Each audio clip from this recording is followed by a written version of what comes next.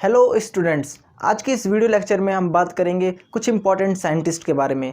जब Robert Hooke ने cell को डिस्कवर कर दिया था, उसके बाद एक साइंटिस्ट आए और उन्होंने सेल के बारे में थोड़ा थोड़ा हमें और ज़्यादा जानकारी दी। ये वीडियो लेक्चर बहुत ज़्यादा इंपॉर्टेंट होने वाला है क्योंकि इस वीडियो लेक्चर में हम कुछ 6-7 या 5-6 साइंटिस्ट के बारे में बात करेंगे जिनका बहुत बड़ा योगदान रहा है और यहाँ पर कंपटीशन में क्वेश्चन पूछता है। तो सबसे पहले हम बात करते हैं सेल के बारे में। एक चीज़ मैं आपको बताना भूल गया था, स्टडी ऑफ सेल मतलब कि सेल की स्टडी करना, कोशिका के बारे में पढ़ना, इस चीज़ को बोलते हैं साइटोलॉजी। ठीक है, ये इंपॉर्टेंट चीज़ है। साइटोलॉजी क्या है? सेल की स्टडी करना। आपसे एग्जामिनेशन में पूछ सकता है the study of cell is called, तो आपको सीधा आंसर मारना है साइटोलॉजी। चलो ये बात तो एक एक्स्ट्रा हो गई, लेकिन अब जो हमें गिवन है, जो हमें दिया हुआ है, उसके बारे में थोड़ा और बात कर लेते हैं।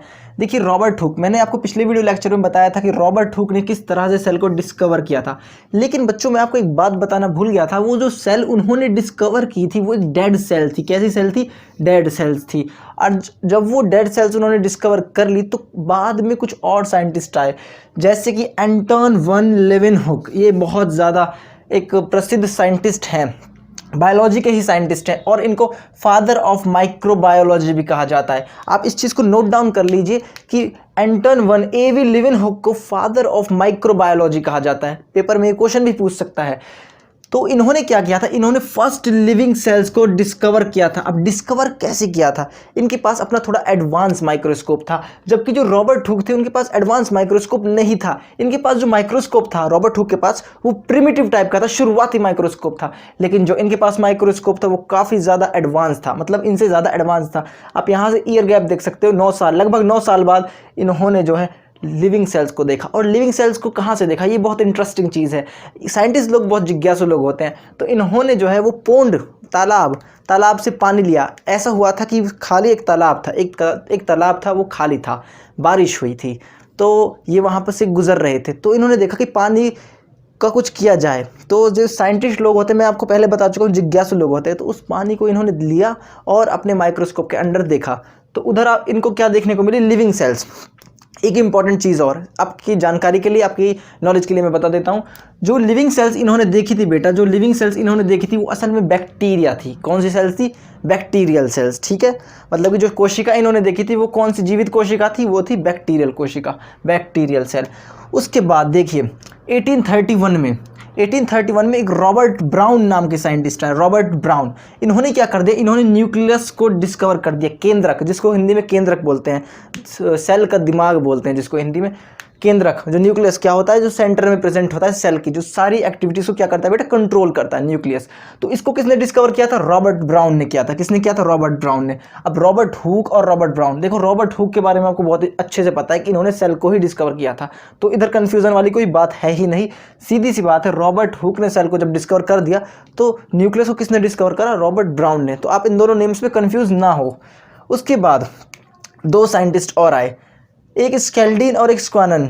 जो ये साइंटिस्ट थे, ये दोनों अलग अलग ईयर में, एक 1838 में और एक 1839 में, इन्होंने बताया कि जो सेल्स होती हैं, जो लिविंग ऑर्गेनिज्म होते हैं, भले ही वो प्लांट हो या फिर एनिमल हो, वो सब कंस्टिट्यूट हैं, मतलब बने हुए हैं किससे? ग्रुप ऑफ सेल्स से। ठीक है, मतलब जो लिविंग ऑर्गेनिज्म है, चाहे वो जो मल्टी सेलुलर लिविंग ऑर्गेनिज्म है, जैसे कि मल्टी हो गए, प्लांट्स हो गए, उनके अंदर एक से ज़्यादा सेल है तो उसको बोलते हैं मल्टी सेलुलर। जिसके अंदर सिंगल एक सेल है उसको बोलते हैं यूनिसेलुलर। तो जो जितने भी मल्टी सेलुलर ऑर्गेनिज्म है वो सब क्या है बेटा? कंपोजिशन से बने हैं। किसके? सेल के कंपोजिशन से, मतलब कि सेल जो है इकट्ठा होकर उस पूरी बॉडी का निर्माण कर रहे हैं। ठीक है, मतलब एक पूरे जीव का निर्माण कौन कर रहा है? सेल कर रहा है। कोशिका जो है पूरे जीव का निर्माण कर रही है, चाहे ये सेल्स प्लांट की हो या फिर एनिमल्स की हो। तो ये बहुत ज़्यादा इंपॉर्टेंट थ्योरी थी और ये क्वेश्चन बनता है कि कौन से साइंटिस्ट ने सेल थ्योरी दी थी। ठीक है, the scientist who formulated the cell theory were Schleiden and स्वानन।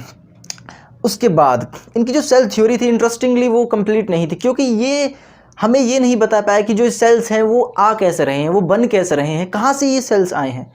इस चीज़ को बताने में ये असमर्थ थे। लेकिन एक और साइंटिस्ट जिनका नाम है रुडोल्फ विर्खाउ, इन्होंने सेल थ्योरी को कंप्लीट कर दिया। जी हाँ, इन्होंने सेल थ्योरी को कंप्लीट कर दिया। इन्होंने ये बात कही कि जो सेल्स हैं वो प्री एग्जिस्टिंग सेल से बनती हैं।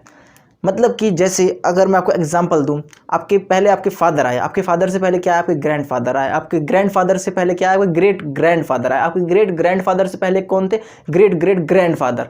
तो क्या हम समझ रहे हैं यहाँ से, हम समझ रहे हैं कि चीज़ें पुरानी जो सेल्स हैं वो पुरानी सेल से ही बनकर आ रही हैं। मतलब कि the cell arise from pre existing cells, मतलब new cells arises from the pre existing cells. अभी प्री एग्जिस्टिंग सेल्स थी, ये कैसे बन रही थी, ये उनसे पहली सेल से बनी थी।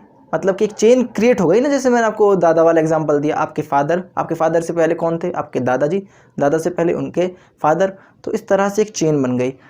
तो इन्होंने सिर्फ ये कह दिया कि the cell arise from pre existing cells, new cell arise from pre existing cell, और इन्होंने ही सेल थियोरी को जो है वो कंप्लीट कर दिया। और ये बहुत इंपॉर्टेंट है, which of the scientist completed cell theory, it is Rudolf Virchow. Important, ये आपसे पूछ सकता है क्वेश्चन में। उसके बाद जो ये हमारा जो सेल होता है उसमें जो तरल पदार्थ होता है, जो सेल का जो तरल पदार्थ होता है उसको प्रोटोप्लाज्म बोलते हैं, प्रोटोप्लाज्म, ठीक है। जो प्रोटोप्लाज्म टर्म जो दी थी वो दी थी परकिंजी ने, एक साइंटिस्ट हुए परकिंजी नाम के, इन्होंने टर्म दी प्रोटोप्लाज्म। और इंटरेस्टिंगली मैं आपको एक और चीज़ बता देता हूँ, जो परकिंजी नाम के साइंटिस्ट थे, इन्होंने ह्यूमन हार्ट में परकिंजी फाइबर्स नाम की एक चीज़ होती है जो हार्ट को वर्क करने में हेल्प करती है, उसको भी इन्होंने ही डिस्कवर किया था। आपसे खैर ये क्वेश्चन तो नहीं पूछेगा, बहुत ज़्यादा एडवांस हो जाएगा। इधर आपसे मेन क्वेश्चन क्या पूछ सकता है, सेल की स्टडी को क्या बोलते हैं, साइटोलॉजी।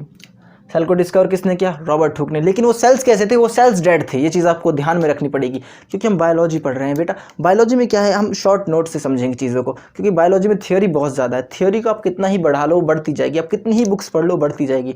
लेकिन अगर हम एक थोड़ा उसको शॉर्ट में समराइज़ कर दें तो हमें चीज़ों को लर्न करने में आसानी होगी।